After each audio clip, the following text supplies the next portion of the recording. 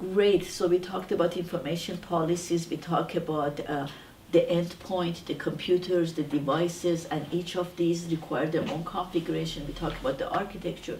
Now, for a information security professional, we are starting this training. What are some tools available out there? Are they expensive? Is it hard to get? What are some example monitoring tools that are available that we can start practicing and understand what is it that the information security professional look for, so we can get our students involved in just being exposed to some of these tools? Sure, that's a really good question. So let's just kind of take a step back even further, okay? Yeah. So let's just say you're a homegrown shop and you're just barely getting the information security or security just in general, Yeah. and you need to get your hands wet and you need to get something going on, right? Yes. So I definitely would recommend, going to visiting different information security websites like Tripwire or their State of Security is pretty good, Healthcare IT News or Kerberos, stuff like that. And then on top of that, you need to get your hands into some tools. There's a lot of freeware out there.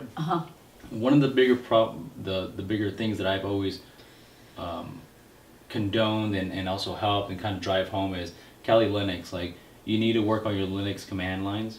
And so Kali Linux, you can download it, you can virtually mount it, you can do whatever it is that you need. It's a really aggressive software. It's really good for students. I highly recommend you use that, and it has multiple tool sets. I remember when I was Backtracker 4, and it had minimal, network intrusion, Nmap, stuff like that. You can Wireshark, you can ping something to death all you want, right? But So now, it's an environment. It's the operating system Linux. You can download it on your laptop. you can download it on a laptop, you can put it on a server, you can put it on a DMZ. It's really up to you. Okay, how But you want? Okay. Yeah, so this goes all the way from, it has your network tools to security tools to forensics tools, and it's all free. Very good. So we can help our students to set up their own lab.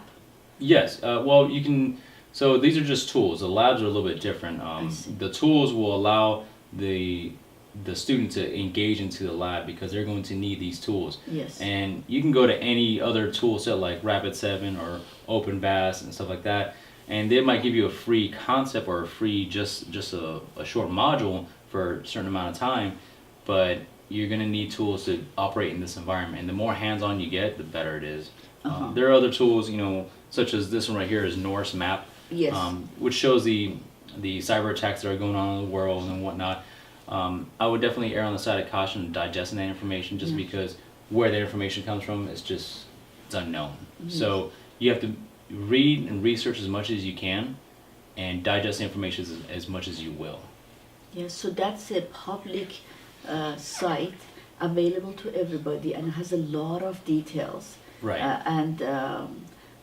So understanding and interpreting all those detailed data, also you need a professional to explain it to you. Yeah, so again, you have to have somebody who's very interested in information security or security, and then just a regular person who doesn't know anything about IP addresses or cyber spoofing, or of IP spoofing or anything of that matter, or DNS poisoning, is not going to really understand what these numbers, zeros and ones, your octet level and stuff like that really are. So you kind of have to understand the general premise behind it, and it'll show you what it has for you. Does that make sense? Yes, so it's kind of like when I look at the Norse map and the map of the world and where are the high traffic attacks are happening, it feels like when you're on a flight on the plane and you look at the flight route and it shows where is the plane going. So it kind of doesn't tell you the details where it's happening on the ground, Right. But it shows you some directions wherever, so you kind of get a big picture. But then you can start going down one by one. What these terms mean, what these metrics mean. That's even so. That would go into your IDS or IPS. What's alerting you, like your alert logic, right? Yeah. They have a really good feature where they'll give you the payload, how it's being delivered, what sequence is coming in, what IP address, what target IP address, and what means it's coming through. And it's a really aggressive tool. I definitely recommend that. Okay. But there are other ones as well. But again, you can definitely see this if you know Linux, your command lines. Again, like this is one thing, if you're going to learn is Linux. I definitely would, because the amount of people who know Linux is starting to become limited. It's a very valuable. That's like becoming a mechanic when Ford first came out. You're always going to know what's going to go on. And you can add bells and whistles and great, that's fine. But if you don't know Kali Linux, or not Kali Linux, but Linux command, it's going to be kind of tough.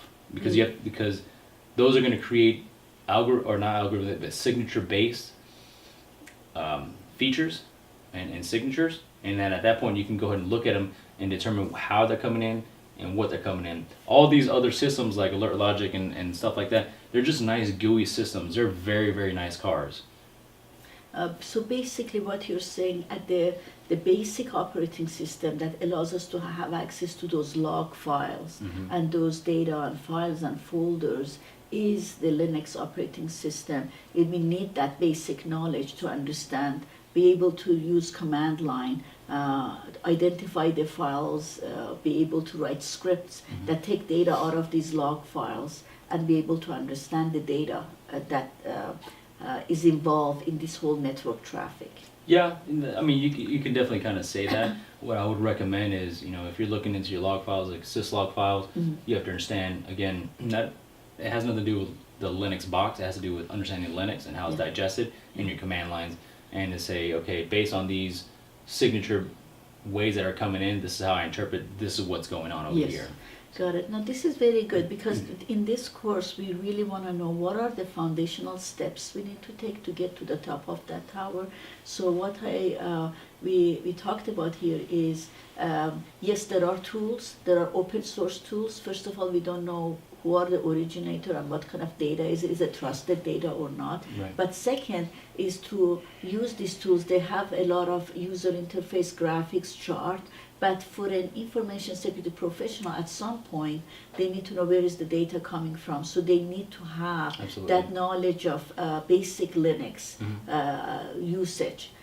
And then, of course, for productivity, they can always use those tools. Absolutely, you're right. Very good. Okay, now this is very good, because we want to make sure our audience are aware of what are the foundational steps they need to take. So practicing Linux and command line interface and shell scripting is important. It's a very perishable skills. I definitely recommend at least touching base with it at a minimum once a month, if not more. If you can touch it once a day, that'll be great. Very good.